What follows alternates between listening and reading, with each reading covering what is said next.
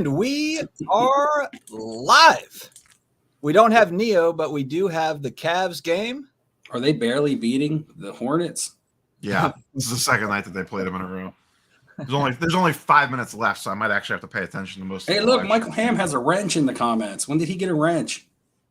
Oh, he's had a wrench on mine. Yeah, no, he's my only wrencher. He's my only guy. Well, I know what I need him to fix up right now as soon as Neo asks his weekly question. Yeah, because I think we got an up. Well, I mean, based off text messages I have with you this week, maybe we have some movement on this. Dustin and Steve, have you booked lodging for the 2024 National in Cleveland, Ohio yet? So I have. Second question, Steve, are you going to the Cleveland National? Yes, I'm actually going to be there Tuesday to Saturday now. So Steve goes from I'm not going to I'm going for 2 weeks. No, originally, so I had to go Tuesday because I knew that I would be able to go Tuesday, Wednesday, because those are my days off from work. So if I can only make it Tuesday, Wednesday, that's what it would have been. So the plan was to go Tuesday. And then, the other people who had vacation at work, they moved their vacations around to free it up for me because they knew how it was important to me. And it's just cool that I work with people that would do that for me. So they moved their vacation to the beginning of July, and another one moved their vacation to after the National. So I was able to get that week, which was super sweet.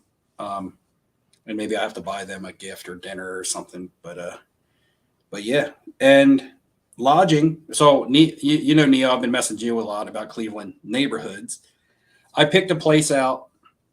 I was like, Ham, Dustin, is this one good for you? And then Dustin was like, oh, yeah, I approve of it if you want to go ahead and book it. But I thought Ham was in charge of booking. Am I all of a sudden in charge of booking? I feel like if I didn't get cleared to go to the National, these guys would still be like, I don't know where I'm staying. I don't know what I'm doing. I thought Ham was booking. I was under the impression because Ham was sending around. I don't even have like an Airbnb account. Right. My wife books all the stuff, so I have no idea how to even use that thing. So yeah, I thought Ham was going to book it. I just pay you guys. Yeah, but it's a nice Airbnb. It's in West Cleveland. It's 3 bedrooms. It's weird though. Yeah, we looked up the crime rate where Neo had recommended, and it's all time high. It's basically like the highest crime rate in Cleveland. So I don't really understand that. Strongville and Westlake. And Avon. Yeah, I'm sure we'll be fine.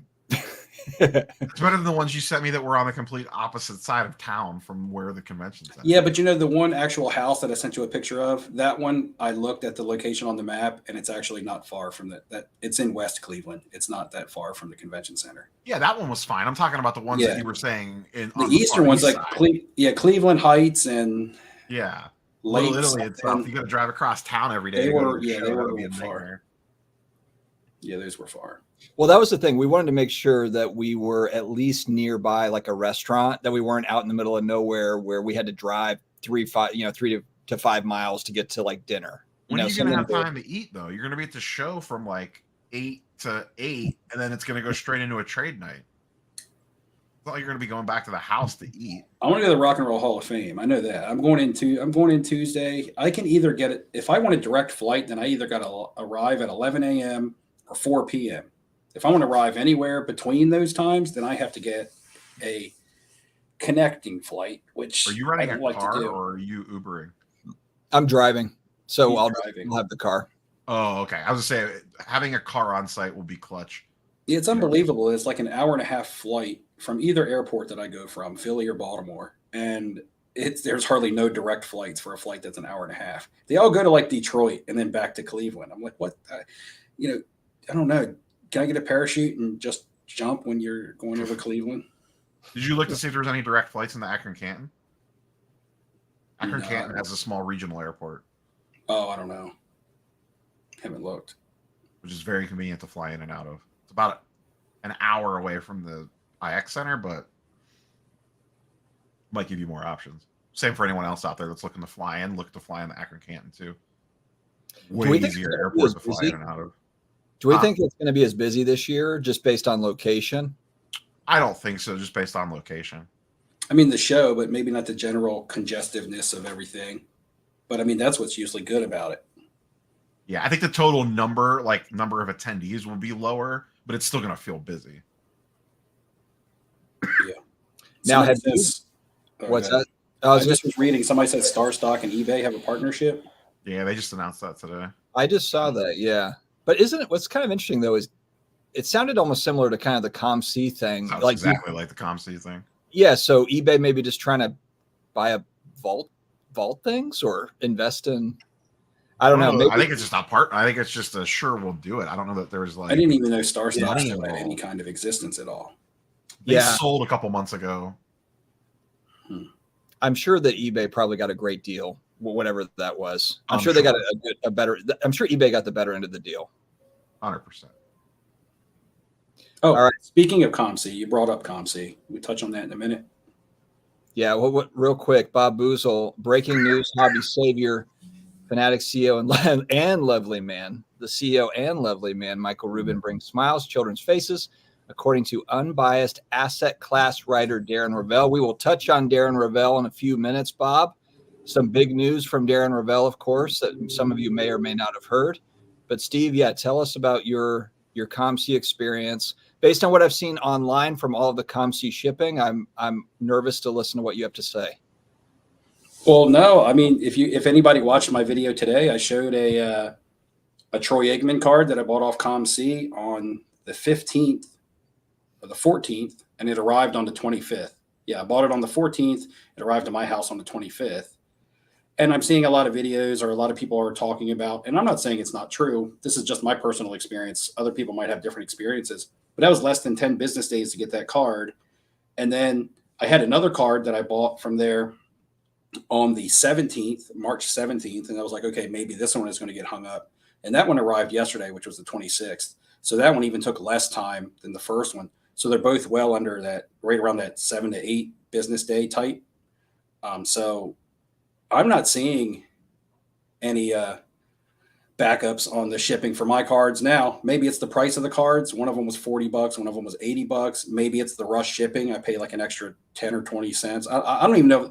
The first one was a little bit extra, maybe 20 cents extra shipping. The last one, I feel like the normal shipping and the rush shipping were both $4.99. So I don't know. I mean, I guess there's the option to get the rushed for a couple extra cents or an extra quarter or whatever. And I'm getting my cards, within a decent amount of time. I'm having cards come from eBay that are going through authenticity that are taking way longer, of course. And I'm having cards from eBay. I just got a card from an eBay sale that took about 26 days to get to me, and it was shipped. It was shipped on time. It wasn't on the seller. That's just how long it took in the postal service. Now, it may have been a regular envelope, but I watched the tracking on it, and it was dropped off at the post office like a day after I bought it, and it was just in the postal service system for that long. Yeah, I mean, I'm looking at it now. I just went to my account, and if I want to ship home, the economy is $8.99, $8.99, and I can. It says I can have that delivered by May 31st. I was like, March, that can't be right. By May 31st, so that takes a while. Or I can pay $350 more for $12.49, and I can have it April 6th in about 10 days, 9 or 10 days is what it's saying. For your shipping. So I guess my question is for people, are all of the complaints coming from economy shippers that maybe, because I actually saw Brian Gray on Twitter going off about this, and I saw something that he had written about changing it. Like, he's like, how come I can't change it? So my guess is that he picked economy, and now he's trying to change it to rushed or whatever, and he can't do it, and he's pissed. So I guess that's kind of my thing is what percentage of the people that are upset about shipping picked economy going back, and it got backed up. Maybe there's 100 people, and it just seems like there, there's 1,000, but it could just be that those are the people that picked, economy, and now they're kind of stuck. Yeah, and I'm also shipping a single card at a time. That could be a difference as opposed to someone shipping multiple cards. And also, when I'm shipping one card, rushed really isn't that much more. Like I said, it might have been 25 cents more. If you're shipping more cards and it gets to be like $3, $4 more, and you're shipping cards that aren't even worth, or you didn't even pay as much for the cards as you did for the shipping, I understand that. That would be pretty crappy because you're trying to get those, $1 and $2, $3 deals on COMC.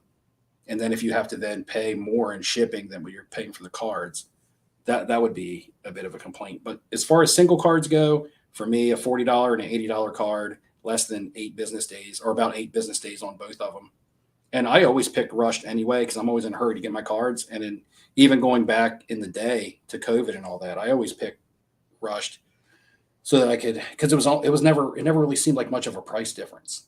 Getting my cards to be quicker outweighed the 20 cents or whatever extra it used to cost. Ham, let's go ahead and book it if you can as soon as possible, just so we don't lose it. And yeah, I'm ready to pay when you need it. We'll get that going. Yeah, see, Chris Hayes has got a good comment, and that's kind of along the lines of I was talking about. So he's shipping a lot of cards, and it's about, he says, an extra 25 cents per card. So that's what I'm seeing. I'm seeing the 25 cents or whatever because I'm only doing one card at a time. And I get it if you're shipping a lot and it's costing you that. But when people talk about it, they mainly just say COMC's running behind. They don't say, okay, these are the different scenarios. They leave those parts out. Bob Boozle with a sweeping generalization of the smells in Ohio, burnt chemicals. What's up, Steve? What's up? Orlando in the house. How many employees does StarStock still have? Over under 4.5.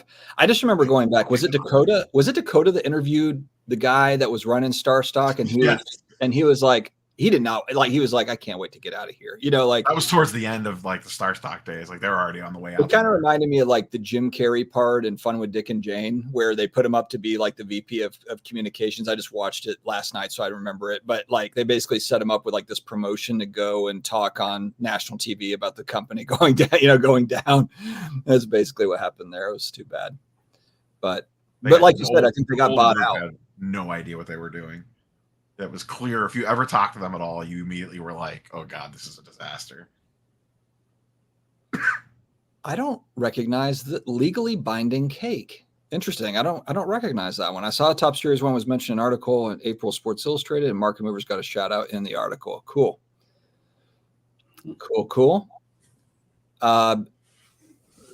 Food treasures. What's going on? Are you were you brushing up your food treasures? Are you hungry? Oh, found treasures. Excuse me.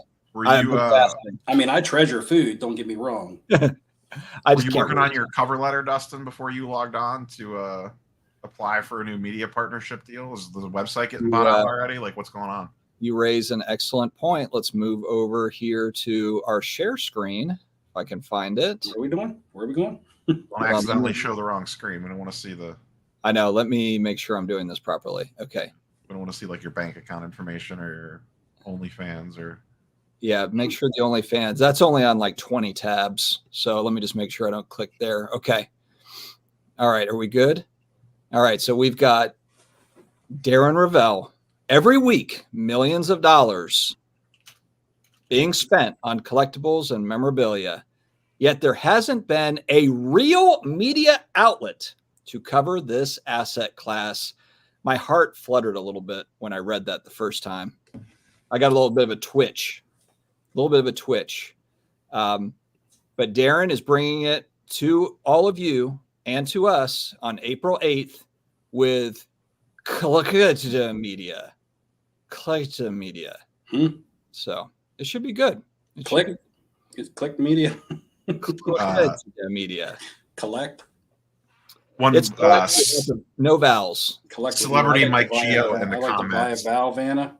Celebrity Mike Geo in the comment section. I wonder how he feels about not being included in this. Oh, is Geo? No, I saw. Is he in here? I saw Geo was actually. No, I saw he commented on this thing. Something like, "We're ready to work." I saw something from the sports. You're not a real journalist, Geo. You're out. Yeah, he's in the car. He just commented a couple. I know Able in Vegas, they're direct from COMC platform, not from eBay. Because if I see a card listed on eBay that's through COMC, I go to COMC to buy it because I get a discount for signing into my COMC account. To get Neo a light. Don't you get like a 10% discount or something on COMC if you have an account? Yeah. Like if there's a $10 card or a $20 card on eBay and you go over to COMC, and you can find the same listing for a couple dollars cheaper because you get a discount if you buy directly off your platform. Neo's like plenty of lights. I just dim them for when I'm on the live. He likes to set the mood for the live stream. Well, my life used to be we so all bright don't on my hide face, behind. you know? We don't hide behind a podcast like some people. Some of us are out here in front of the people, out here, exactly, dealing with comment sections and stuff. They just have to deal with a Facebook group with 50,000 crazies in it. I have never been on a podcast. Do I have a radio? Neo has a radio voice, but I don't know if I have that. I don't think I have the radio voice. I don't have it. I got to throw my face up, or I don't have a chance. There's no chance. You know, when you hear somebody's voice and you're like, man, they must be like the manliest of men. And then you see them and it's like, holy shit, that's their voice. The thing with this, so I feel like Darren was trying to be smooth, you know, kind of like with Zero Cool. Yeah, we're going to come up with some like a cool name. Let's go Zero Cool, like a movie reference. I feel like this is kind of the same thing that happened here. Guys, we got to come up with something that's unique. It's different. Let's go collect, but take the vowels out. Let's go collect without vowels. You know what's unique and different? Crazy Daisy Color Blast stickers. Lord, you're always selling. Steve is always selling. Hey, while we're selling, there's like 10 left. While we're selling, guys, slabmags.com, sports card dad code for 10% off. While Steve is selling, I'll just go ahead and sell some. There's stuff. like 10 of 100 left. I made 100 and there's like 10 Don't you have some high-priced Prism Monopoly blaster to pump? Yeah. Pump the brakes. Oh, my Lord. Pump the brakes on that blaster. Yeah. Be careful out there. Careful out there. All right, so what do we think about this? Neo, are you sad that Darren Ravel's shutting you down and shutting me and Steve down? Pretty soon, like, we're going to be canceled out of this thing. Like, how do you think Sports Collectors Daily felt reading these tweets? Oh, yeah, Rich was like... They've been around for like 15, 20 years, haven't they? Rich was like... I saw they had a tweet today that was like, you could tell it was an indirect response. It was like a summary, like Sports Collectors Daily. We have over X amount of articles. Yeah. We've been covering the hobby for X amount of years. I'm like, yep. Because that's the first thing I thought of. This one wasn't as bad. The I forget the guy's name from Rally. I'm not a real media outlet. He had the one that was more offensive. The one that it was like people just firing off tweets during lunch breaks is like the hobby journalism. Yeah, Vintage Card Collector has a very good point down here about the slab mags. Tell Slab Mags to get all the colors in stock. So many unavailable. Okay. Hey, that's good feedback. They don't have SGC or BGS in enough colors. You know, that's an SGC card expensive enough to put in a slab. Yes. So I want an orange one for my Willie Mays rookie. Oh, wait. Speaking of SGC, did we talk about how Steve sold out and made an apology video? How much did they sponsor you to make that video? Man, I didn't get anything for that. I was hoping, but nothing. I just said, Steve, are you sure that you're going to act like this? Hey, that video ran for like a week. That video ran for a couple days or a week or so, and I've taken that video down as well. Sell out. I said what I had to say. If people saw it, they saw it. If they didn't, they didn't. It is what it is. Corporate Steve. So this is something Bob actually brings up a good point. I can't remember who I saw wrote this, but it was basically like, this is not going to be about collectors. Or so Darren wrote for collectors by collectors, but Bob writes here, this is going to be more about asset classes and probably like trying to get institutional money. And, you know, like, I think that's where, you know, some people are looking at this. Like, it just feels like that word collectors is used as kind of like a weapon. It's like kind, the word kind, where it's like, be kind, kindness. But it's always people that are like trying to throw some weird thing at you. But it's like, oh, if you disagree with me, you're not being kind. I feel like collector is starting to be that word in the hobby. You know, there's going to be so many people that don't want to listen to him. What's that? There's going to be so many people that don't want to have anything to do with Darren Ravel. Well, Neo and I. So here's the other part. I'm saying the people in the comments and the viewers, because they're going to look at people like the hobby elite. A lot of times the hobby elite are off-putting to some people just because they feel like they can't relate to them. I mean, that might be true, but Darren breaks all the stories because he has all the contacts. So, well, yeah, I mean, that's like listening to Adam Schefter about football. I mean, yeah, I get that, but I don't tune into him for anything else.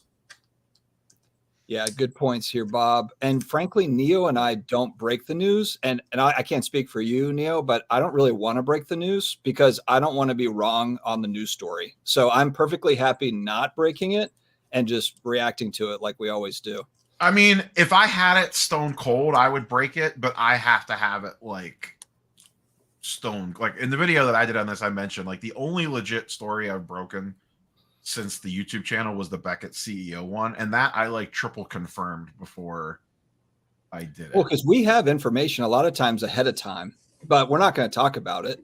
God, you guys sound like Dan Rather and Tom Brokaw over here. Well, we do a lot of times. We do get some little stuff flying around at us, but we're not trying to look. For me, I don't care about being first like that. I really don't, because I don't want it to be wrong, and I don't want it to like. I just don't care. I would just rather kind of do the reaction bit. I like the reaction. You're right. Like we find stuff out, but sometimes you can't confirm it. So it's like I'll give a perfect example. When the PWCC shit was all going down, like every one of us knew something was happening with PWCC, but no one was 100% sure like what. Like, were they going to go bankrupt? Were they going to get bought out? Who was going to buy them? Like if you would have said like bet that something's going to happen with PWCC in the next 48 hours, I would have put everything on it.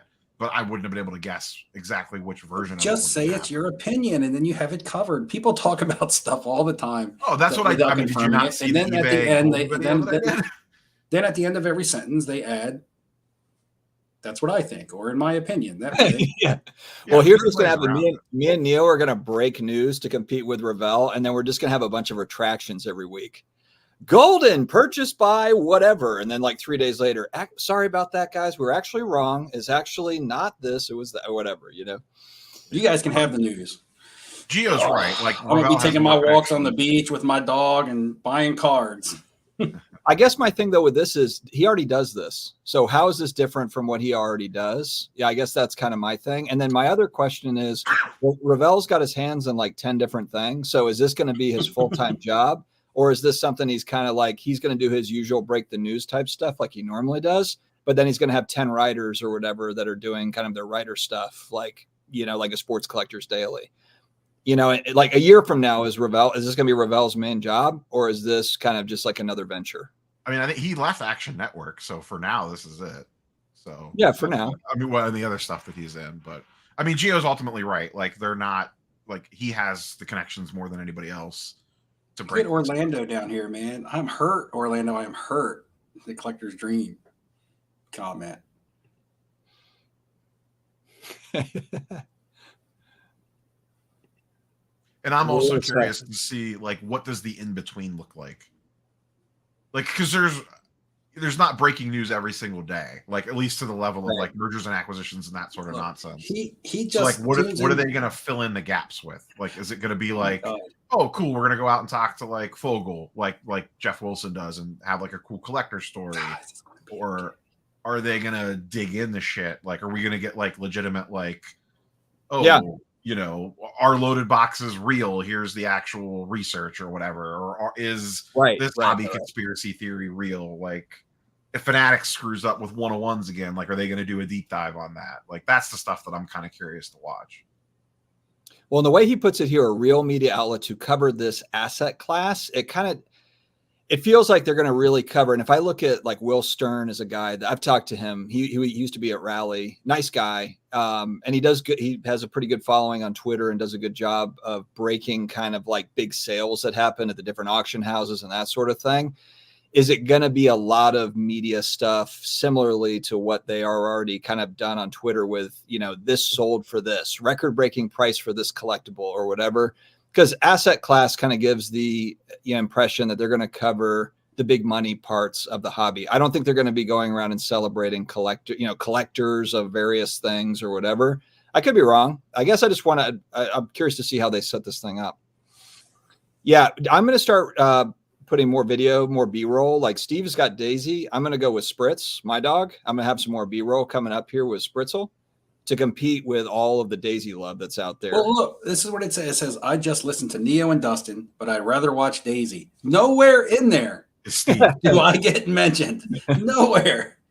Orlando just skips through the video until he sees Daisy. The Daisy parts.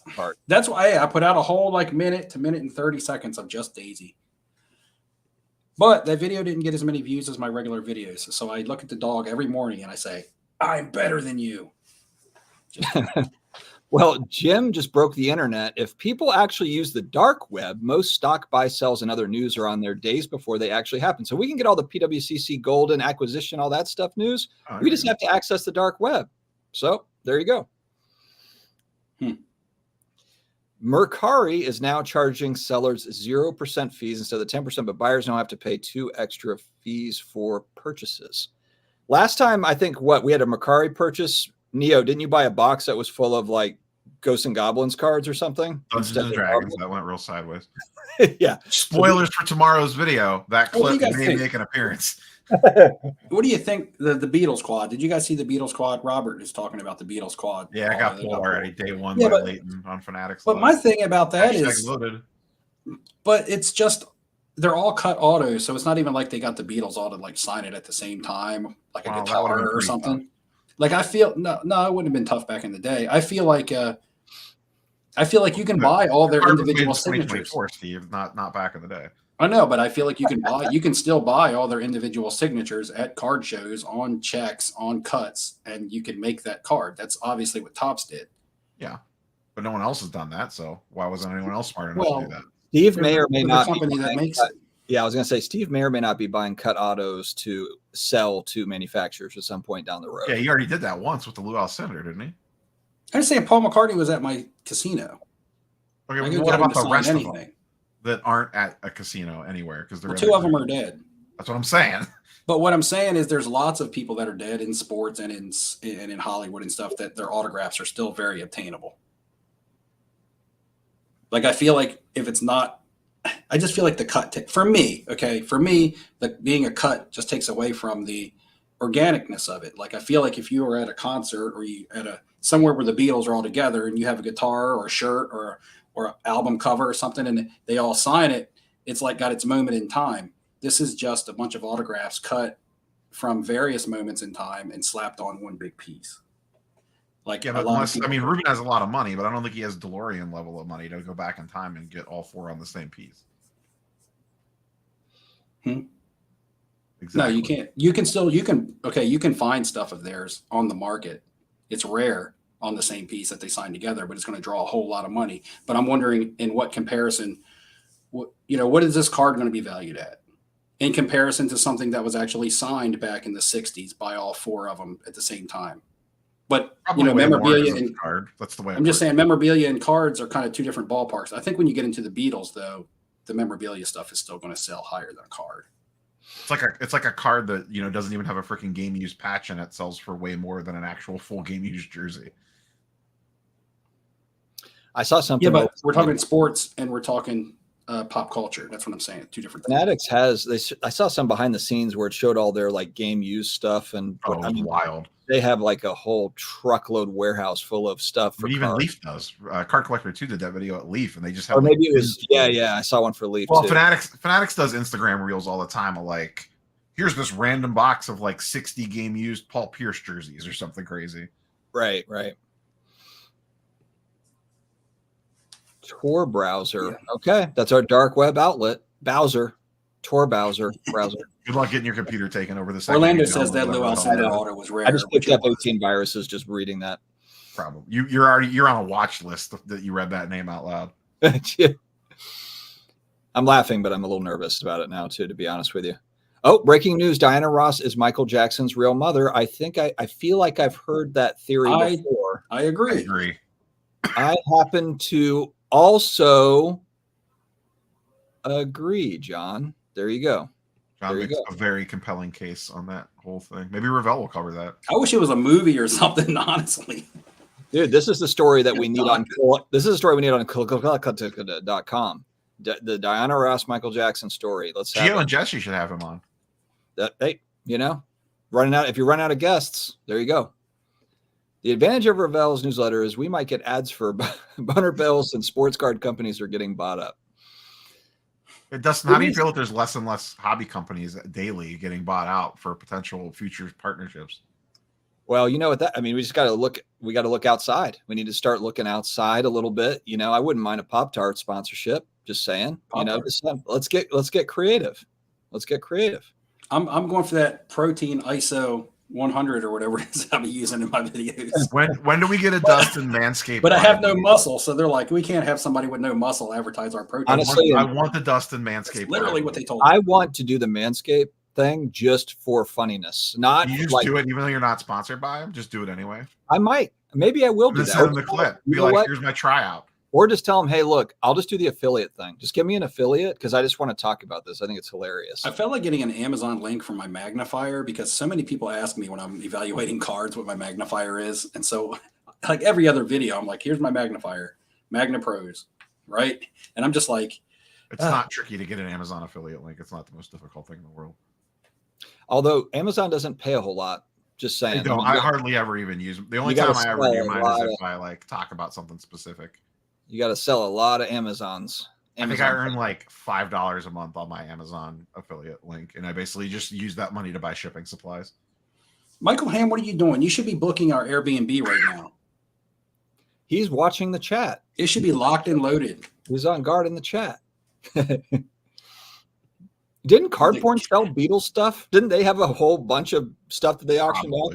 Oh, they might have. It was worth money. They were probably involved in it. But the thing that was funny is I remember that auction, the results were underwhelming, I thought. If I remember correctly, they had all this stuff. Yeah. They were trying to buy like a 52 tops mantle or that whatever. They, him, whatever the hell it was. Those guys or that guy. And it didn't do nearly as well as I think was expected. But you know why that could be? Because sports cards and memorabilia were doing so much that it made everything else look minimal. Yeah, the timing now probably would. Well, even like timing now would probably be better for that. You know, when you look at what a sports card was selling for and then what maybe one of these iconic pieces were selling for, and you're looking at about the same price and you're like, wow, that only sold for as much as that card just sold for. But if you think about that now, those cards were overselling, were selling well above what they should have been selling for at the time. Patches, did you work in the business? I was in the Tops and Flair game used from 15 years ago or so. That's cool. Did you get a tour or did you actually work in the hobby? Oh, Ham says he booked it. All right. We're in. Let me see if it's off the market. What question am I going to ask now? In there like swimwear, baby. We're in like Flynn. Who's Flynn? I don't know. Flynn's Arcade. I've heard that before. I just didn't know where it came from. Oh, Ham, I'll be ready to check my save list in Cleveland and see if it's gone. On Campus asks. It says unavailable. Ham got it. Ham all right. Either Ham got it or we lost it. Or someone else did. We better not have lost it. No, someone else ran and booked it because you were talking about it at the beginning of the live. Did the Cavs miss their flight to Charlotte? Did they end up winning? No, they lost. Spoiler, the Cavs were already in Charlotte. Makes it even worse. Oh, man. Who's going to Chantilly? You guys going to Chantilly? I'm about 85% sure. Wow. Are you coming, Steve, for the day? I think I'm making I think I'm running the gauntlet like I did in Philly, which means I'll be there. All-nighter. Yeah, I'll be there by the time that they open, like 9 or 9:30, but I'll be out of there by probably like 1. So it'll be like a 3 or 4 hour gauntlet. Well, to try to snag lunch or something real quick before you hit the road. Mainly looking for just raw cards, so to give me the opportunity to skip most of the other cases. So what's up with you? Like, I feel like you told me you have a ton of inventory, so you're going for more inventory. What are you looking for? Anything. I'm looking for anything that I think will grade up and be nice and good cards to grade. I have 70 cards at PSA and I have 30 on my table right now for evaluation. So 30 plus. So I'm gonna have over 100 cards tied up at PSA by the end of this month because I need to get those out because PSA has the deal going right now for the 2000 to now modern football or modern whatever. Is it for the national or just any time? Oh, it's for anything. So when I send out a big PSA order, like say I get all 70 of those cards back right around the same time, I will go through the stacks of cards and I'll be like, okay, I want to take this to the national. I want to put this on eBay. This is a My Slabs card. This is a consignment card, right? And everything will go out into different piles. And there'll be a box that goes to consignment. There'll be a handful of stuff I keep for myself for eBay and My Slabs and even Instagram sales. That'll be more the popular stuff. But things like a lot of these gold refractors and things that I'm buying, those need to go to eBay or consignment on eBay because I need more eyes to see those, right? Those are going to be targeted by collectors and such. But my CJ Stroud and Anthony Richardson and stuff like that, I'll either list on eBay myself or I'll take those into the national with me. So My buying is very versatile. It's all the way from like 1990 to today, and it's all different. It's veterans, it's Hall of Famers, it's prospects, it's a little bit of everything.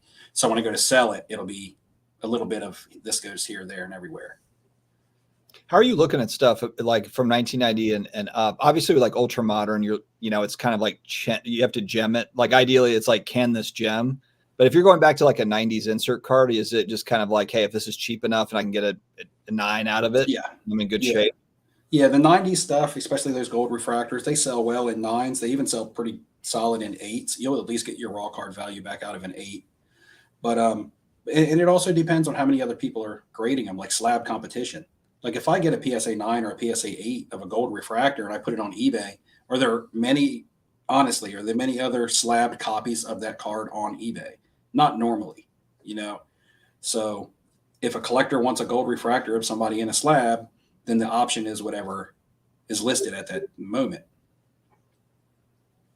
So Bob Boozle's looking forward to Ravel's 2,000 word think pieces about how to prepare for the National with comfortable shoes and make sure you have snacks and water. Oh, man, Dustin, we got to get ready for those videos.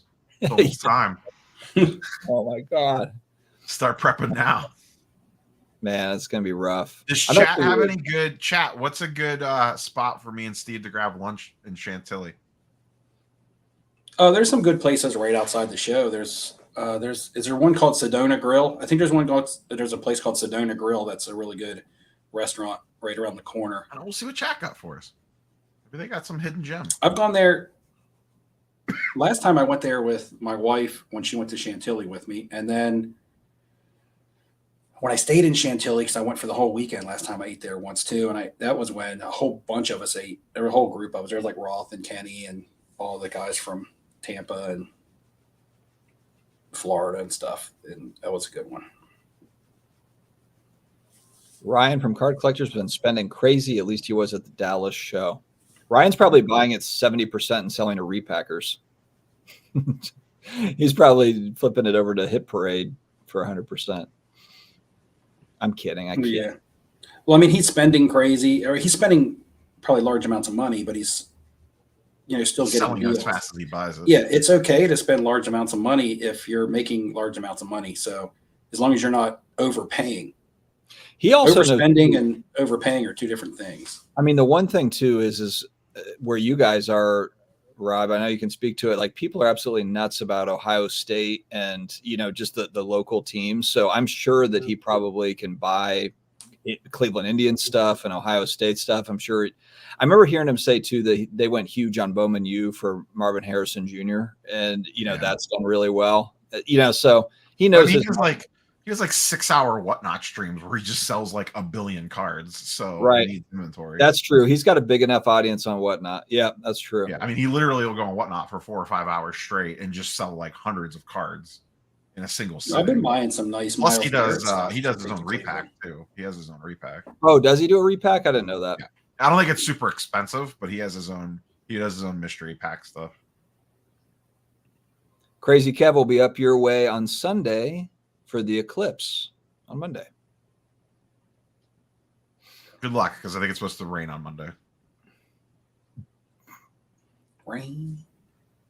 Patches had a bunch of game used stuff that the companies wanted. Every number patch, no matter. I guess that's why it's Patches O'Houlihan.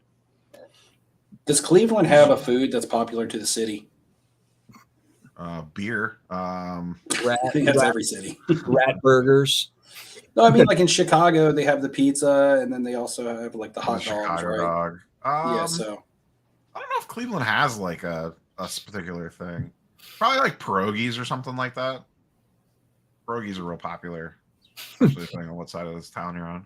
Bob says they dig in the mud pits for food. You skipped over Pete, the poor new guy, to the hobbies comment. Yeah, I didn't really know where you wanted to go with it. I'm new to the hobby and looking for a place to park some money. This almost feels like a trap. Sorry, Pete. It does. I mean, I don't have a great answer for him, but I just wanted to acknowledge this is one for chat. Chat, throw in your opinion. Steve, if you want to throw, is there anything I should know how to protect myself before? Pokemon sealed wax and then just forget about it. Yeah, there's no such thing as a protection. No such thing as safe. Watch some of my gambling videos. What's the cliche thing? Collect what you love, so when it goes to 0, you can still have the. No, that's the worst. Like if you're collecting, yes, collect what you love. But if you're trying to flip and you only buy what you like, yeah, you're going to be stuck with a lot. Invest in Crazy Daisy stickers. Yeah. If you're looking for more safe spots, pick a CD or a savings bond or something. It's not cards. I just bought. I got right here, fresh case. Just got. Yeah, one. I mean, there's always players you can go with. I mean, Mahomes and Brady are pretty airtight. But What is that, Rob? They've come down. Pokemon boosters. Oh, but still, just buy the players that are pretty much locks to be the greats. But they're going to already be expensive, so you're going to have to put money into them. Mahomes, Brady. It depends on what route you want to go. Griffey, the vintage. The upside down repack coming soon with a Crazy Daisy chaser. Are any of you guys going after any players from this coming NFL draft? So I have a fair amount of kind of the first round QB guys outside of Caleb Williams, because Caleb Williams is already pretty expensive, but I've got quite a bit of the Drake May, the Bo Nix, and the JJ McCarthy type stuff. Nothing crazy, but like the cards range probably from like $60 to maybe like $150 each. And I graded them up, and I'm going to try to kind of sell into the next, 4 or 5 months, kind of leading up to the draft and leading up to the season, kind of banking on or kind of assuming that there's not going to be pro autos. And also I'm just buying autographs. But a lot of that Bowman U autograph stuff is not very expensive. So are you going to start purging that stuff like draft night? I've already got some that's up, and just kind of like I'll probably have a flow of it that's going, over the next 5 months.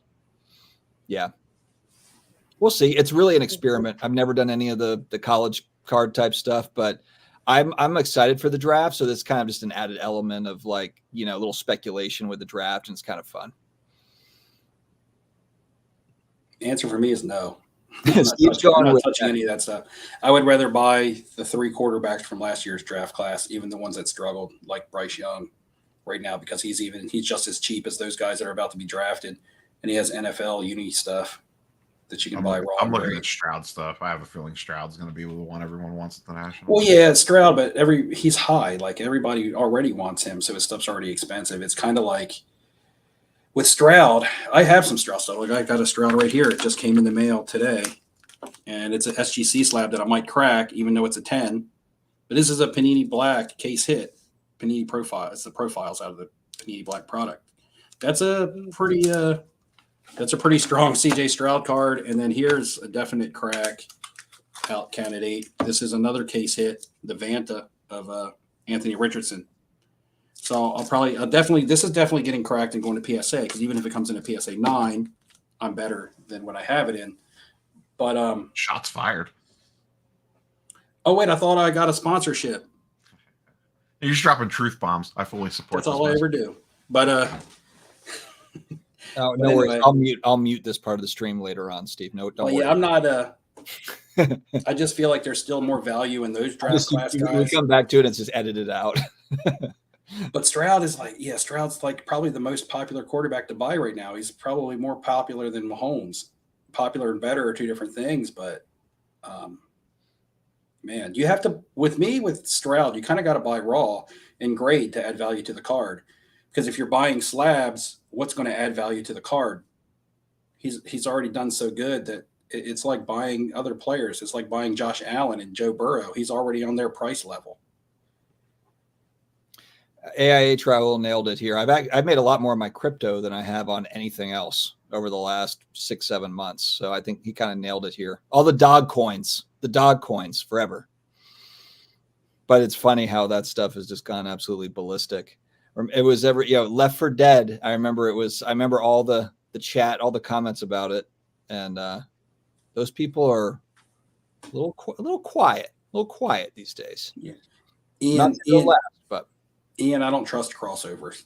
In case we don't see your comment, I don't trust crossovers because I feel like the grading companies are so lazy, or so busy, or lazy, or whatever you want to say, that if you send them a card in a slab, that they're not going to go through the trouble of cracking it out.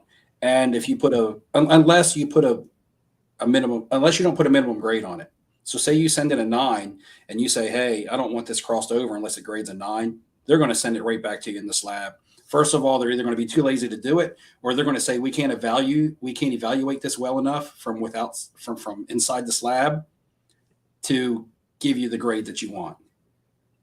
Yeah, the only time I've ever tried to cross something is when we did it at the National, because we didn't get charged for it at Beckett.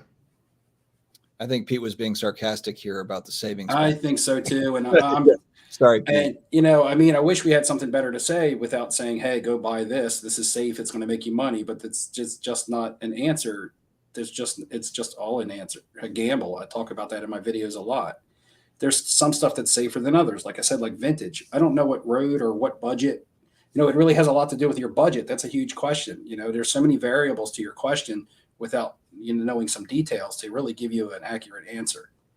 Yeah, too general. So to be fair to you and to be fair to us, if you want to give us some more details, then maybe I can help you. Jaden Daniels only has Onyx and Sage autos, McCracken. So they're actually a little bit pricey. I've tried to buy a few and just slip through the. But I can tell you what's going to happen. And I know your plan is to move the Bowman U stuff prior to the season. Once these guys get NFL uniforms, people aren't even going to care about their autos.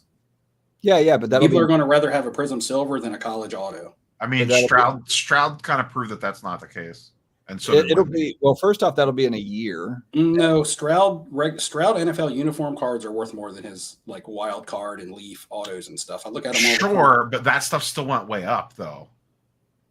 It's up, yeah. But what I'm saying is, when the NFL uniform stuff came out, people stopped buying that stuff up. No, that stuff still went up in price. I mean, you're right. It doesn't sell for as much as a Prism Silver, but it still went up.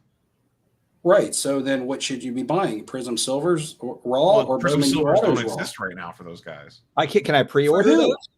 I can't pre-order Drake May. No, for those guys. No. Yeah, no, we're talking CJ Stroud though. Yeah, for those guys, that's what I'm saying.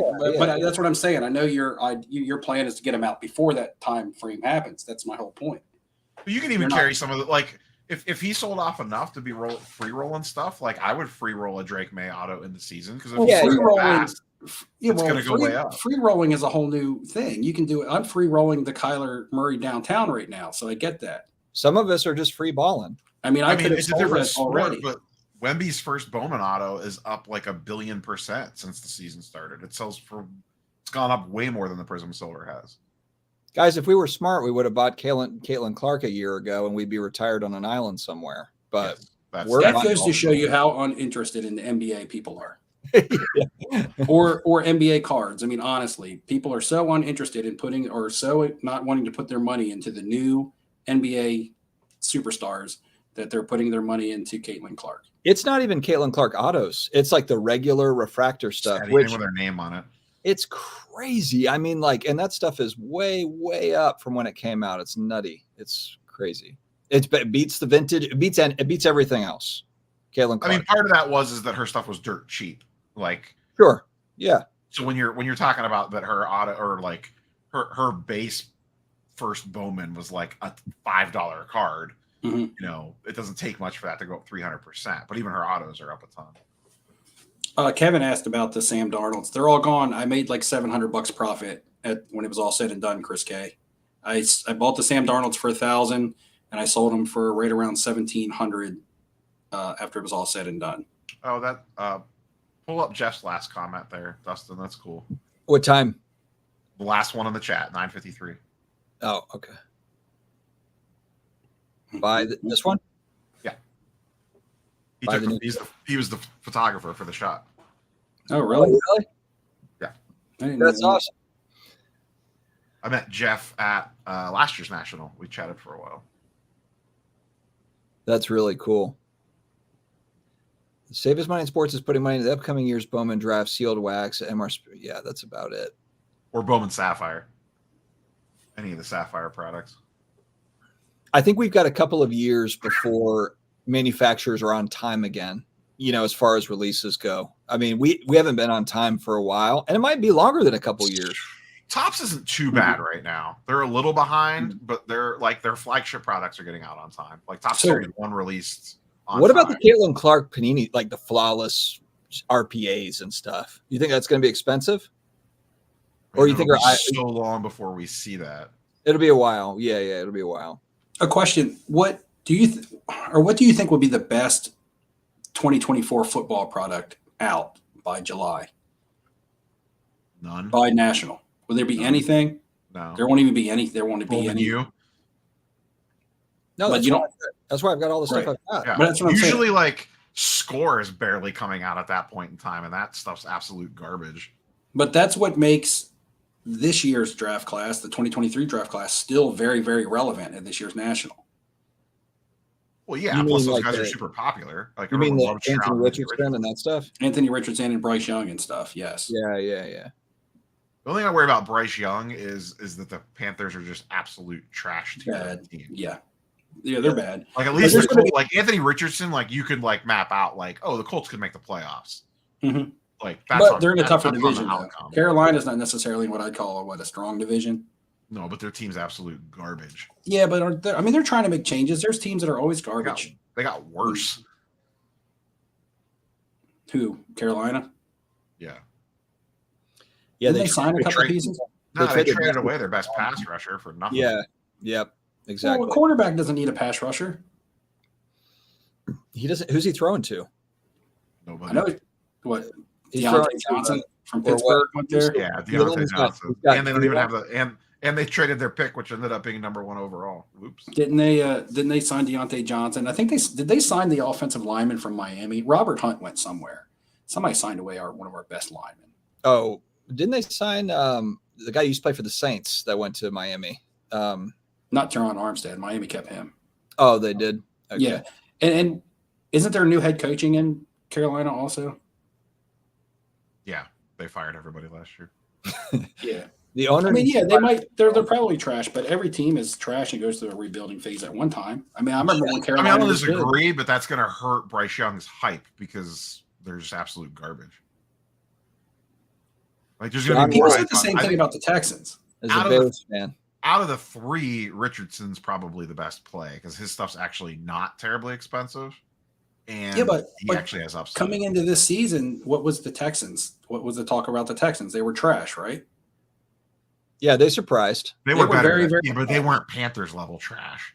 Man, I don't know. They were bad. I don't think they were picked anywhere close to even being anywhere winning their division or even Dakota was the only one that thought they were going to be good. Oh, did he really? He thought they were going to be 9 or just luck or something like that. But yeah, exactly. But he's an Alabama quarterback, right? Bryce Young. Yep. He'll mature. I mean, look, Tua and Jalen Hurts both took a couple of years. Well, Stroud. I mean, Stroud was Ohio State quarterback, and they don't do anything. I mean, like the odds that Stroud would do something are right. They typically struggle. Justin Fields. Yeah, I mean, but hey, is Zion making a comeback, you guys? He's been on fire lately, but nobody cares. The Pelicans are doing something. Everyone's just so scarred. Everyone's got scar tissue from Zion. I mean, I talked about it in a video a week ago. Zion silver prisms are selling for less than Ja, and Ja's out for the season and hasn't played all year. And Zion's like actually dropping like 27, 10, and 12 every night. That's how scarred everybody is from Zion. Oh man, it'll be interesting. I could see like if he has some like massive playoff series or something. I wonder if he gets a little spike in prices. He's never been in the playoffs before. But yeah, anyway, I'm not a big proponent of Bryce Young anyway. I'm just saying there will be some. I'm just saying of the 3, I would rather go after AR-15 than any of the other 2. Jim, I'm not talking about WNBA cards. It's really just Caitlin Clark. Like it's kind of like that's a whole separate entity from the league. I think that like it's Caitlin. Who didn't she get an offer, a $5 million offer to go play for the other league, and she can still play in the WNBA? Who offered that? It was a celebrity. I missed that. Yeah, it's oh man. You can guarantee I would bet pretty much anything right now that she's in the 3-point contest against someone in the NBA All-Star Weekend next year. Oh, did you see something how the WNBA wants to break off from the NBA for TV rights?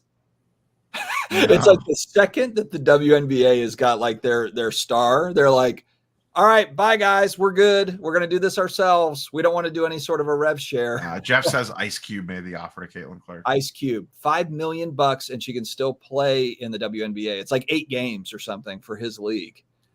Oh, is that the what's that called? It's like 3. I've heard of that before. Unit 3. Jeff's might throw it in chat. Yeah, I have no idea. 5 million. Ice Cube, big 3. Big 3, yeah. Yeah. She's got to play like 10 games for like. I think like a lot of ex NBA players play in that and stuff, or like guys that washed out, or people that are like older and retired. The biggest news, honestly, out the WNBA in the last 20 years was the whole Brittany Griner thing last year, or whenever that was, 2 years ago. It didn't even have anything to do with playing in the league. That was the most media attention the WNBA had ever gotten. Here's what's going to happen is just like what happened in the NBA.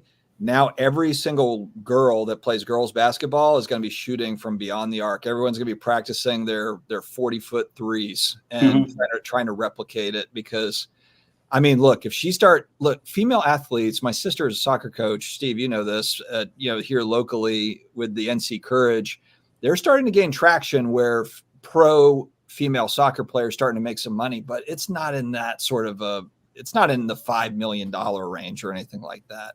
The best players. So, I mean, if she can get $5 million to go play for 1 year, in some big 3 league, it's not even a year. That's just like it's a tournament. It's like 90 days or something. Yeah. I mean, geez, it's interesting stuff. But anyway, we all blew it. She makes, what does she make? Like 3.5 million just from NIL deals? I have no idea.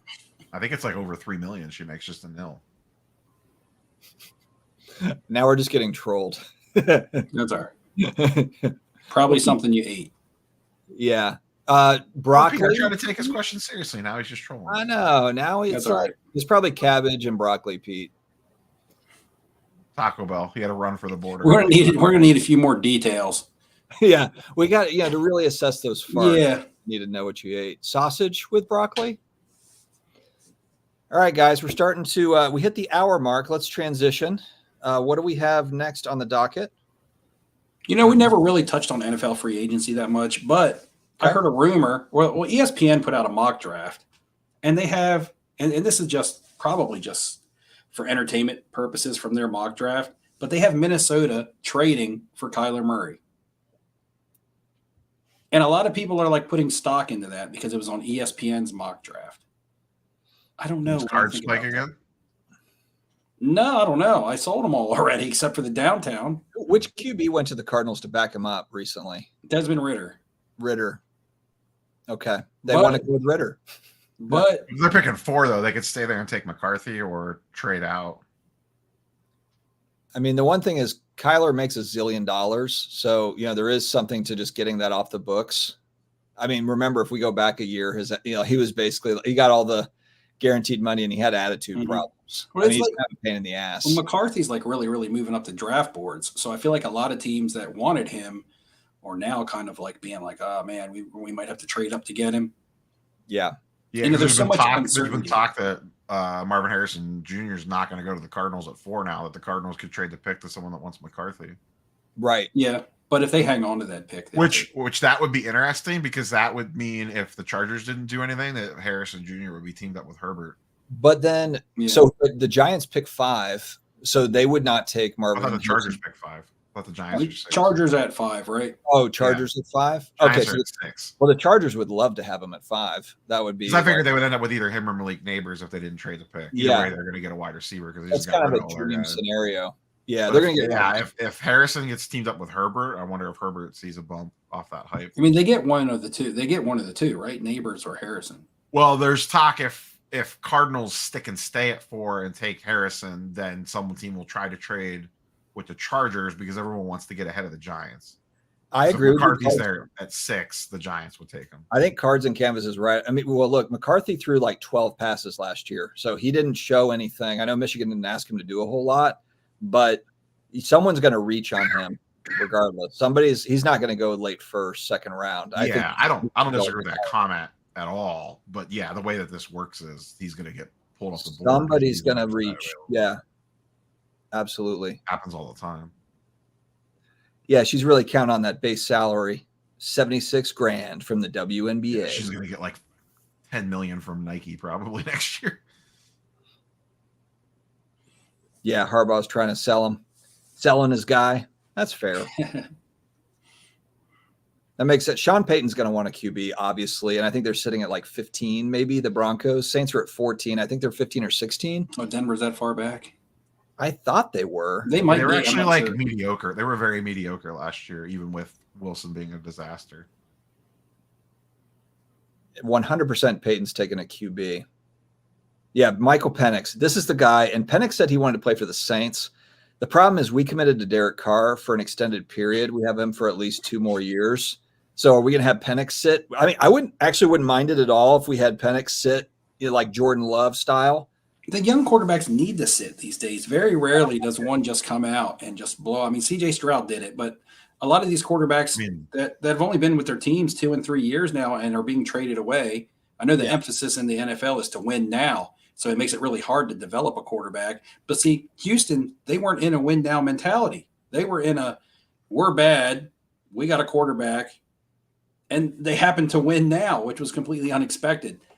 But a lot of the Browns obviously in win now mode. They got Jameis Winston, so obviously they want to win now. Well, they have to because they probably have so many contracts that are they probably have so many big contracts that are going to be coming up, and they're handcuffed into Watson for so much money that they might not.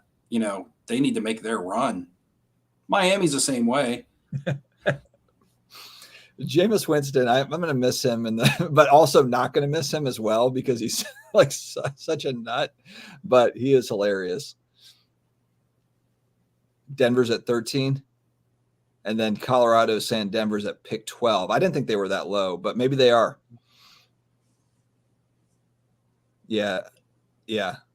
There's a lot of good players. Like the Saints need a tackle. That's really what we need. We are desperate for a tackle. So, I mean, we've got to get the Alabama tackle, or I know that there's a few of them. We're not going to get all. He's going to go early. He's going to go top 10, but we desperately need a tackle. Yeah, our coach is a little off the rails. Yeah, Sean Payton's like he's a little wild these days. A little wild. But yeah, well, there we go. Our teams are pretty set. Steve is sold on Tua. Actually, Steve told me he's a Chiefs fan now, and then the Dolphins are like his number 2. Neo locked up Chris Jones, baby. Neo's got Jameis Winston for the Browns, so he's set. And Jerry Jeudy, who we just gave $60 million here for some reason. We just picked up Hollywood Brown. Woo! The Holmberger gonna be launching in Mahomes. No, Mahomes is gonna be launching in Mahomes to Marquise Brown now. I'm a converted Chiefs fan. That's right. Oh, gosh. Yeah. Would you rather have need or best player? We need the best tackle that's available. So that's where we're at. What about for you guys? Do you want need or best player as your pick? I always lean towards best player and then just figure it out. Yeah. Same. Best player. It's so hard to predict, because people bust out at different positions all the time. The only way that I would go the opposite direction is if you're like one piece away. Like if you're like a Super Bowl contending team and you're like, man, we just really need like X thing. And there's a pretty decent one on the board. Right. Rock and Jocks, I definitely agree. That is a very accurate statement.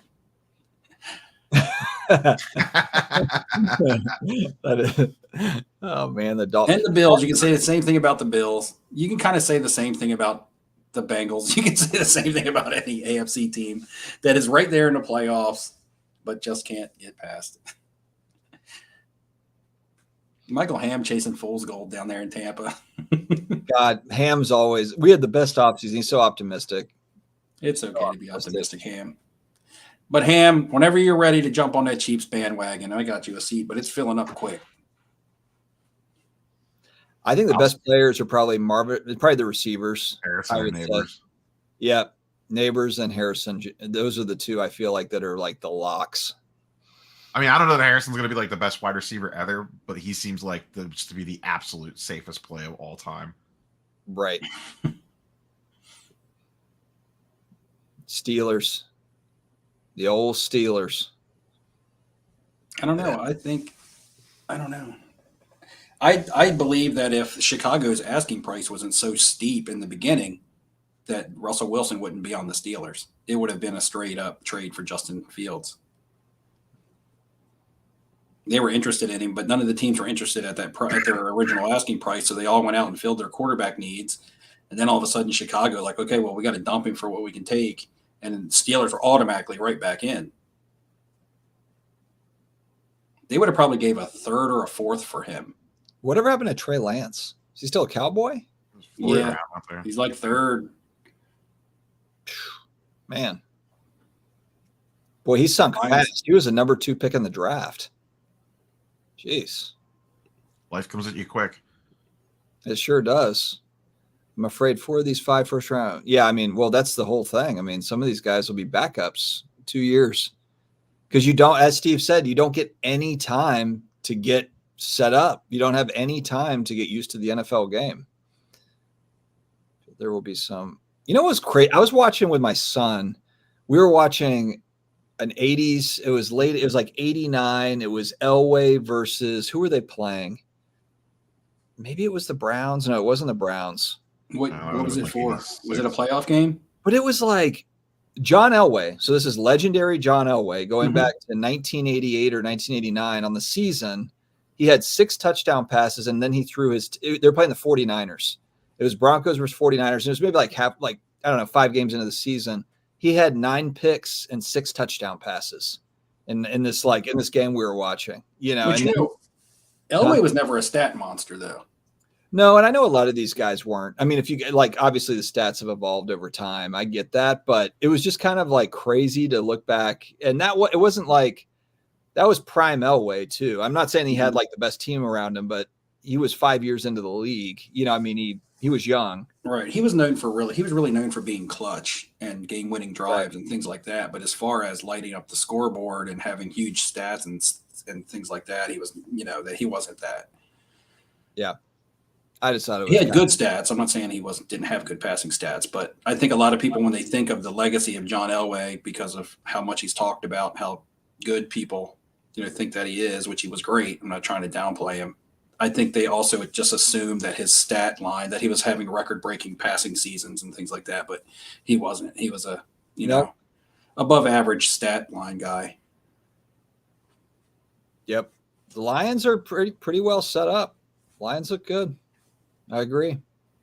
But the NFC North is getting better too. I mean, between Jordan Love and the Pack, I guess the Vikings are kind of a question mark, but Sam Darnold, baby. They're going on. I don't have any Sam Darnold cards, but I can cheer for him to do good. I do want to cheer for him to do good because I want the person that bought the cards off me to do good on their cards. Where do the Vikings pick? Because they're probably going to take a QB. They're up there. They're trying to trade into. Originally I thought they were going to try to get McCarthy. Yeah, or someone's going to get Jaden Daniels too. Like there's 5-6 quarterbacks probably going to go in the top. But that's what I'm saying. The trade people that are talking about Kyler Murray being traded to Minnesota. All right, the Vikings are at 11. But would Arizona then take a quarterback? It wouldn't make sense. I saw this too. That would be nuts if he dropped to the Bears at 9. I just don't see that happening. I feel like somebody would trade up and get him before he would drop to 9. But who knows? We'll see. Oh, the Vikings also picked 23. God, that's so crazy that McCarthy is now a top 5 pick potentially. The 2018 draft is rounding out all right. There was a lot of quarterbacks there, but it depends on what Baker does. But we've seen Josh Allen and Lamar Jackson. Yeah. Really good. And then, Josh Rosen and Sam Darnold have kind of been the bigger bust. I mean, Sam Darnold still has a job. I guess he's going to start this year pending. And then you have Baker, who's kind of, seems to have resurrected his career. So Sam, I'm seeing ghosts out there, Darnold. I mean, 2020 was good too. You run down the list of 2020 quarterbacks. I know they still have a lot to play, but a lot of years to play, but it's Tua, it's Herbert, it's Burrow, it's Jordan Love, it's Jalen Hurts. I mean, all 5 of those quarterbacks came in the same draft. Yeah.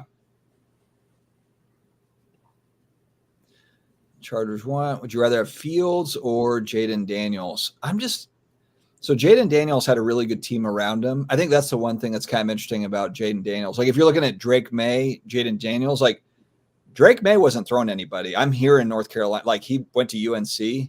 I know some people might be a little gun shy on UNC quarterbacks with some of the Mitchell Trubisky's of the world, but I mean, Jaden Daniels had weapons around him. Like Drake May had like me out there trying to catch balls. Who's your favorite UNC player of all time?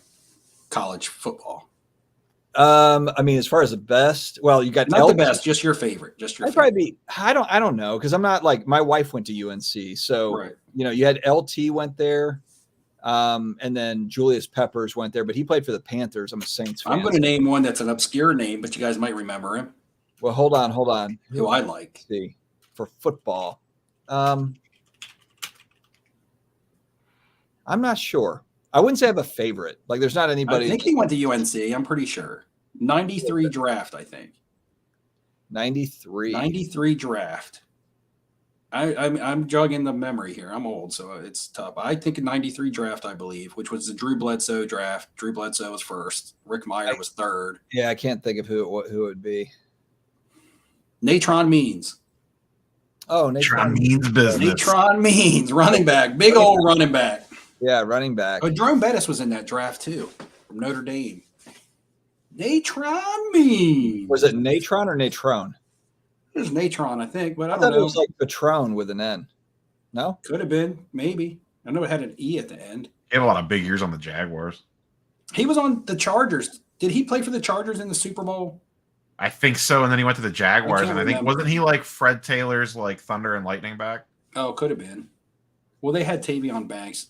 Jacksonville drafted Tavion Banks and Fred Taylor in the 98 draft. Fred Taylor was a monster too. He was hurt all the time, but when that was healthy, man, he was really good. Oh yeah, Taylor. Nobody could tackle Fred Taylor. He was always like the boomer bust fantasy guy. You would always want to draft him, and then he'd always be hurt for like half the year. Hard charger. Kerry Collins was in the 95 draft. He was picked by Carolina. He was their first pick. Carolina was an expansion team that year. Carolina and Jacksonville. He was good. And it was thoughts on Zigino getting 8s and 6s on some high-end cards, karma or just bad luck? I'm going to vote karma on this one. What do you guys think? I'm going to vote let's wait till we actually get the cards in hand and see what they look like. Oh, okay, so Neo is saying maybe he should have the cards in hand before he's assessing. Okay. Well, I mean, on the 8 Bedard, I watched this video before we hopped on here. On the 8 Bedard, he clearly showed he's like, oh, this is a known issue on the Bedard. It causes it to get 8s, and the card clearly has that issue. Like, why did you send it in the first place? Okay, so Neo says incompetence. Steve, I didn't see the cards, and the only card I knew about was the Gold Wemby. I didn't know he had multiple cards, and I just heard about it getting a 6. So. I mean, I didn't see the video. It's rough for anything fresh out of the pack to get a 6. It just it's either I don't care who you are. That just doesn't seem either it got damaged or there's a surface issue. Yeah, I mean that just doesn't seem right on a manufacturer's end to pull a card like that and for it to be damaged like that. I'm not saying that they care. I'm just saying it doesn't seem right. Whether they care, the fact that they don't care is the not right part about it. It seems odd that you can get a 6 on an ultra modern card, but. You sell your product. You sell your product on the chase cards, right? The people buy your product. You sell your product on your chase cards, and then your chase cards are beat the hell when they come out of the packs. People don't care. They'll just buy the next break. I don't know. I don't buy wax. Yeah, I think that's kind of the thing. I don't buy. Yeah, I don't do it either. All right. Yeah, crazy Kev is probably right here. I live in Redskins Commanders territory. They always mess up their draft pick. It's going to be a quarterback. We just don't know which one, of course. Yeah. God, remember who was the QB last year? Everyone was going nuts for all the Roth. Sam Howell. Sam Howell. No, I think it was Blez. Wasn't Blez like multiple? Yeah. Sam Howell. They were like snorting Sam Howell cards. No, he's in Seattle. You misspelled pump and dump. Who? What? Man, they love their Sam Howells over there. Natrone Means. But is Geno Smith still in Seattle, or is that? Yeah, I thought he was to compete for. Yeah. You know who was good was what's his face, Drew Lock. Seattle traded Drew Lock, and Drew Lock actually looked good for Seattle last year when he was. Isn't he on the Redskins though? I think he got traded. It's Washington. It's Washington. He bounced around too because I'm a Cleveland Indians fan. We call them the Washington Redskins here. Who right now on the books is the starting quarterback for Denver? JJ McCarthy. I bet Sean Payton has. Is Trevor Siemian there? Trevor Siemian? Oh my God! It's not Brett Rippon, Brett Rippon. I almost said Mark Rippon. It's probably Mark Rippon. It might be Mark Rippon. That's the last time they won a Super Bowl, isn't it? Or they won since then? Washington. Mark Rippon. I don't think so. He got into like NASCAR. Had owned like NASCAR teams and stuff. Him and Joe Gibbs.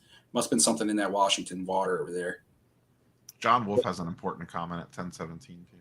All right, I agree with Patty's here. Caleb Williams. Well, I think if just with his attitude, I don't think anyone's really rooting for Caleb Williams because he already seems like everyone seems to hate that dude already. He's already coming across like a diva, and he hasn't even stepped foot on the field yet. So it's like, bleh.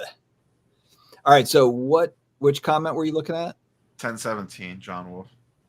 Oh yeah. Are you going to address the crazy? Is that why everyone's here, for me to address the crazy guy that made a video about you? You know what? What happened? He got great traction on the video. So yeah, Ziggy made a video about me. Normally, now to be fair, he's made about 100 of these videos, John, before this one. So normally they get about 40 or 50 views, but the YouTube gods, they're like, you know what? We're going to make this thing go. So good, good on him. Good on him. Did you gain any subscribers from that video? I think it was kind of a wash. I lost a few and I gained a few, so I can't really tell, unfortunately. A lot of washing going on. Sadly, no, I don't think there was much of an effect, which is sad, but what can you do? You have to up your ad rates when you sponsor Ziggy's next video for an attack ad. Yeah, the one thing I'll say, so the Ziggy thing, because he's made 1,000 videos about me before, and this is going back 4 years going back to when he was the moderator of Jeff Wilson's Facebook group for Sports Card Investor, going back all the way then. I've been dealing with this, but so that's why it's kind of like I've been hearing this for years, that this is just kind of the latest thing. It's like if my hair's parted wrong, there's a video going up. So it's like that's all like old hat. So I'll kind of put that's kind of like one thing, but there was some good comments. I felt like some of it's kind of like the usual guys that show up to talk smack, and that's fine. But the one thing that is a challenge that I am working on is just kind of balancing out sponsors and how long the reads are going to be and that sort of thing. And there was some valid criticism there. So that's what I can take away from that video is like, okay, there was enough people in there talking about that to where, and I'm already like thinking about it and tweaking it. So it's not anything that like I don't already know, but it's good. Sometimes it's good to get that sort of feedback. So I don't really mind it. So yeah, it is what it is. It's part of the deal as a YouTuber. I will be in Cards HQ in about a month. Oh, are you? To go back for my secondary visit. Yeah, I'm going to Atlanta for a concert. So is this segment sponsored by Cards HQ? I'm not planning anything, or I'm not contacting Jeff or planning anything like that to do any content. I mean, I might do personal content, but I'm just going to go in there and see what they have for sale. Steve's like, I'm just going to kind of mind my own business, go in there, and then there's going to be a whole vlog of like Daisy running through Cards HQ. Oh no, Daisy's not going to Atlanta with me. She's going to stay home and protect the house. Didn't he win the league? What? Didn't Jeff win the fantasy football league?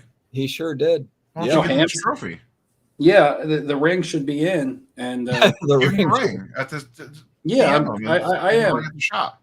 Well, I don't know if he you could deliver it in person. Then you could like bring it on like a little pillow or something. He probably doesn't even care. He probably doesn't even remember. Yeah, H, I hope you're right. Actually, Ham just said that if he calls me, I can buy and open a box for him on camera. You could do a little break in the break arena. No, I'm not getting any kind of special treatment. I'm just going to go in there and shop for cards and buy what I want to buy like anybody else. That's not special treatment. You can you don't have to. Anyone can walk in and break a go box. Sit down and open in the breaker arena, though. Yeah, that's what it's designed for. Yeah, you just buy a box and you go and open it. I mean, I'm going to have, if I buy wax, I have to break it because I don't have a bag to take it home on. Can you tell me, can you please tell us, hey, you know what, though, if you do that, tell us when you're going to be there so we can live stream at that time. And so we can actually like kind of like dual live stream the Cards HQ stream with our stream. And so we can kind of talk smack as you're opening that box. That sounds complicated. We can barely get Steve to log on this thing at 9 p.m. Now you want him to do like multiple. I was here tonight. I was ready to go. No, you weren't. Dustin was the one needing water or something. You were late. And then Dustin was double late because he wanted coffee. That's right. Jared Stidham is still there. There it is. I've still got a few Stidhams, so he can pop off anytime. He can be their starter. Check your Star Stock account. Everyone probably has some Jared Stidhams. I want to go in there and see what kind of singles he has because how often is he supposed to change prices on stuff? So if stuff goes up, can stuff still be marked down if they don't keep up with it quickly? And I also want to see how much of the inventory is different than when we were there in late January, early February to see. Maybe he's got a clearance rack set up for you there, Steve. Bargain boxes, dollar boxes. I don't know. But if I am going to bust wax, what a better place to buy it, right? Because might have a chance of getting a loaded box. So I will say, so they were kind of talking about that. So Michael Rubin, they just did a video here. Jeff just put out a video with Michael Rubin in the store and kind of some of the clips or whatever. And Michael Rubin was saying something about, oh, I can't believe that Tom Brady card hasn't been pulled, the 12 out of 50 where he inscribed it, that's got a $500,000 bounty on it. But I was trying to like read between the lines. It's like Michael Rubin is like, it was almost kind of like the Easter egg hunt where like you're telling your kids, like, I don't know, I think it's behind that tree. And you know it's behind the tree. I was like, is Michael Rubin trying to say that it's in the store? You know, like you're saying I should call Jeff and be like, how many cases of Bowman Draft 2023 do you have? I would like all of them. Hey, if that card comes out of Cards HQ, then we can go and do we can report on. We can be the Darren Ravel and we can go down there and report on the logo. You're not a real journalist, Dustin. Look, I'm just saying, I don't ever buy wax. Ravel already told us you're not a real journalist. I don't ever buy wax or get into breaks. But if I were to do so, I would try to find the breakers that are getting the loaded boxes. if I truly thought that, right? So because I don't buy wax, I don't really necessarily concern myself with it. Dustin, circling back to Ziggy, if he cracks the card out and sells it, or Kurt's card carries it, do you have your response attack video lined up and ready to go? If what now? Say it again. If Ziggy cracks and Kurt card carries the Wemby up, if he juices it up a little bit. Oh man, I hope. Yes. It's a serial numbered card, so everyone knows that the 1 out of 10 gold prism Monopoly was a PSA 6. Yeah, I think it sucks that he got a 6, man. I was hoping he would do good with that. I mean, he pulled the card out. He breaks a lot. I mean, I don't know. I just felt like it would have been a good thing. Steve, you don't have to BS. For real. Like it's like if I was excited over a card, permanently remove Steve from off center. If I was super excited over a card that I got, look, I'm speaking for the general person. Regardless, I'm not speaking necessarily towards an individual. I'm just saying for the general person. I mean, isn't that what the hobby's kind of built on? Opening wax and being excited for what you get. I guess it depends on who you're talking to. No, I mean, okay, so my roots of the hobby go back to when I was a kid. Oh, well, yeah. And buying packs and opening packs and being excited for what I was going to get. If I wasn't, then I wouldn't have come into the hobby any further. I would have bought what I bought. I would have got shit in my packs, and I'd been like, oh, this hobby sucks. Well, now we're all grown men chasing lottery tickets. I get that, but our foundation is built somewhere. Well, yeah, it was built on $1 packs. Yes. Yeah, absolutely. But back then, $1 felt like a lot of money. Yeah, I agree. I don't know. I don't know. Maybe I just have a different mentality or a different take. I mean, it's fair. It's off-centered, right? About to be off center with Dustin Neal and Michael Hand in 2 weeks.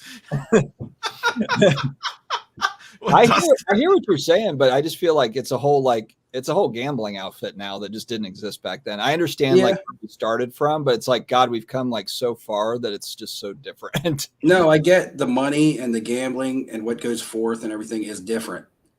But the excitement, if there was no excitement, we wouldn't be doing this. There would be nothing to bring us back. We would be bored with it. Yeah, but I feel like the excitement's just changed now to where we know our chase cards, and then like when you're buying singles, you've got like your watch list or whatever, and the excitement is like, holy shit! Like it popped up. It's that card that I've been looking for is finally popped up on this auction house or whatever. So you can still get like the excitement, but it's just that now it's just like it's like a rich man's game if you're going to go and open up a bunch of packs to try to find stuff. Okay, like, I don't bust wax now. So my excitement has evolved into finding good deals on raw cards, and when I get them graded, getting those good grades. A grading order popping for me is exciting. Yeah, absolutely. And I'm sure that you guys can all say that too. Yeah. But what I'm saying, I love when I have cards at grading. I obsessively check. But if I wasn't excited about that, I wouldn't do it. Right?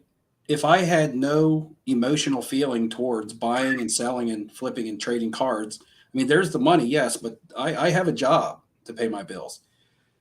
If there was no excitement or any emotion involved in what I do within the hobby, I would be doing something else that evoked emotion out of me. Well, yeah, none of us would be doing it. Right. So that's what I'm saying. Like, I just want to see people. I really don't know people who are in the hobby for a certain reason, whatever their fix may be, where they get their adrenaline rush or their excitement from. I just want to see them be able to get their excitement. That's all. And it's going to be different for every individual. But I know Michael Ham loves to break. Okay, for instance, I don't break at all, but I know he loves to break dance. That is. But when he gets a nice card out of a break, or when he opens wax and pulls the Bedards, he's excited about it. He posted on Instagram. He's like, look what I got. You know, he's if Ham gets yeah, of course I'm excited for Ham. Okay, so we're focusing on the individual as opposed to the whole. Fair enough. Well, that's kind of obvious, dude. I mean, like, okay. Yeah, I haven't been like, I've been dealing with, it's like I just said, it's like 4 years of bullshit. Like, yeah, I can have that feeling if I want to, but yeah. All right. Yeah, it's a little bit different. We got Manu 99 Newsstand in the chat. Manu, what's going on, man? What's funny is now Manu's gonna have to change his to the 10.0. Yeah, because now 9.9s are the new 9.8s. As I actually talked to Manu earlier today, we spoke on the phone for about a half an hour. Ham says Daddy loves to chase. Ham, are you Daddy? Yeah, I really hope Ham's talking about himself there. Yeah, he is, because I said he loves to break and open wax. So that's what he's saying. Yeah. Daddy loves to chase. Cool. I assume that Ham probably, just from what I've heard from Steve, has been catching a lot of fish lately. No, I was about to say he hasn't changed his picture in forever because he hasn't caught another fish since he posted that avatar. that was the first fish and the last fish. Look at Michael Ham in that picture. He's like 17. He's like a little baby X-Pac. He's like a little baby 1, 2, 3 kid with his fish. Michael Ham, fishing and sports card hobbyist. All right, boys, we're at 90 minutes, just about. I feel like we've covered some good ground here tonight. Darren Ravel is going to shut us all down here shortly, taking over the media. I'm actually excited if he can break more news and really focus on it more. That just gives me and Neo kind of more content for us. That's a win. We're winning here no matter what. We can work. Yeah, we can work off of that. Yeah, I'm running out of stuff to talk about. Steve, anything else that you wanted to throw out there before we? No, I just see where Ham texted and said the Airbnb is waiting to be approved by the owner. But every time we didn't get it. Well, no, they just have to approve it back. So basically, I guess they look at your profile or whatever. But for me, every time I've booked something recently, I haven't had to wait for any approval. Well, they probably caught Ham's background check. And they're like, it could be Ham. Do you have like a profile or a rating or anything? Because you can get like an eBay, like an eBay feedback rating, but you can get it on Airbnb, whether or not you're a good host and clean up after yourself or don't wreck the property and things like that. And I've Airbnb'd so much that I have a high profile rating. So maybe I don't have to. Why didn't you book it instead of Ham? Because I always have to book everything. Then you get the credit card points though. Oh, see Ham. Okay, gotcha. So. because I just booked 3 stays in Europe, and they all automatically accepted my my request. Yeah, you could have got the credit card points for it then if you booked. I got enough of the credit card points. Oh, well, look at you, Steve. I'm just saying. Excuse me. Flipping machine. Actually, where you really screwed up, if you booked it, then you would get the tax write-off. He doesn't need a tax write-off. No, maybe I might. All right, guys, let's end on this awkward note here. We'll be back in 2 weeks. Steve flaunting his richness. Nothing's awkward. I don't need credit card points. Steve with his yeah, you're right. I really could have used that tax write-off. Steve's got the 24-karat gold gray skull back there. It's the variant from 1983. Is it? I didn't even know. Are you telling me or asking? No, I'm joking. No, it's a yard sale find, like a $5 yard sale pickup. Was that even sure, Dustin, that the aircraft, the GI Joe aircraft carrier sold for like $40K the other day? Was it like boxed and everything? It was sealed, yeah. It was like graded in 8. I don't know what their grading is, but like an 8 something. Yeah, they got the Eternia thing. There's all that stuff. USS Flag went for like $42,000 or something sealed. Speaking of rich, I had a friend that had that. Like when you were a kid, unless you were rich, I had one friend that had that too, and he was the rich kid. Well, dude, it's even like that 79 ADO Peachy hockey case that went for $3.7 million. But you run the math on it, and it's like, it's like nutty, but I think it's the only one that exists. And I think it's like with that sort of thing too. It's like, I've got the only Eternia play set that's never been opened or whatever. Sealed USS Flags are laying around. Yeah. You couldn't even fit that like under your bed. It was so big. I love when you see those, like someone will post every once in a while. There's a Twitter account that I follow that they'll post like the store shelves at like Toys R Us in like 1986. And you just see like 20 of those things stacked on top of each other, or like all the Star Wars toys brand new in the box. You're just like, oh my god, we're so stupid. Right. You just didn't know. I mean, you want to play with that stuff when you're younger. You get that, man. Like when you don't have that many toys, man, and you get the good toy, man, you play with that. Even like Nintendo Power, like graded Nintendo Power sell for like astronomical sums of money. Like I had all that crap. What about your Pearl Jam concert? I've been looking at tickets, and they are really expensive. No, I've been looking to try to get tickets, but I'm not paying what they're asking for them right now. Well, we paid through the nose for them. Yeah, I paid like $1,000 for a pair. Yeah, yeah. The best ones on StubHub right now are like $900 for one. For one ticket. For one ticket, I paid to see them in Rome in 2018 for 3 tickets for me, my wife, and my daughter for less than that. I don't know, man. Yeah, it seems like it's gone up. It obviously has. I don't know if it's just because it's Baltimore. I don't know if it's like it's a U.S. like it's like a lot of people. Bridge. We didn't even talk about the bridge. Oh yeah, that bridge is right over. That bridge is right over here. Like, I mean, is that going to affect you getting the Chantilly? No, because I take the Chesapeake Bay Bridge, which is way, way, way bigger than that one. But the Key Bridge, my brother and I used to drive across that all the time. He used to live in North Linthicum in Ferndale area, which is outside of Baltimore. And that bridge, especially when we go to Orioles and stuff like that, we use that bridge a lot. Now that's years ago, but the Key Bridge, like that, that was big time. That video was crazy. Like you would use it as a landmark. Like somebody would be like, "Where do you live?" And you tell them, and they'd be like, "Well, where's that at?" "Oh, about this many minutes from the Key Bridge, like east or west side." Yeah, that's nuts. Absolutely nuts. It's my not wife, far from the harbor. I mean, it's right there. We're doing the 90s, the 90s rock tour this year. We're doing Smashing Pumpkins and Green Day and Pearl Jam. Oh. So we're hitting the nice. all of them this year. The year that we did Pearl Jam in 2018, we did Foo Fighters the month after that. I think I want to see Foo Fighters. Yeah, that's what I'm going to see in Atlanta. When I go to Atlanta next month, there's a music festival, and we're going to the last day of it. And the last day, the headliners are Foo Fighters and Billy Idol. Nice. I want to rock out the Billy Idol. I've seen Foo Fighters a couple times, and that's my wife's favorite, so that's the main reason we're going. But I want to rock out the Billy Idol and his 80s stuff. That's awesome. Yeah. But I'm still trying to land the Pearl Jam tickets. The concert's on my birthday. the actual day of my birthday. That's September 12th, Thursday. But they're doing like 2 or 3 shows in Philly before Baltimore. Right. Yeah, I saw that. There's a couple of options there. I don't know, why did we choose I think it was just like the date made more sense for Baltimore than Philly, but yeah, Baltimore's a little closer too. We can drive to Baltimore.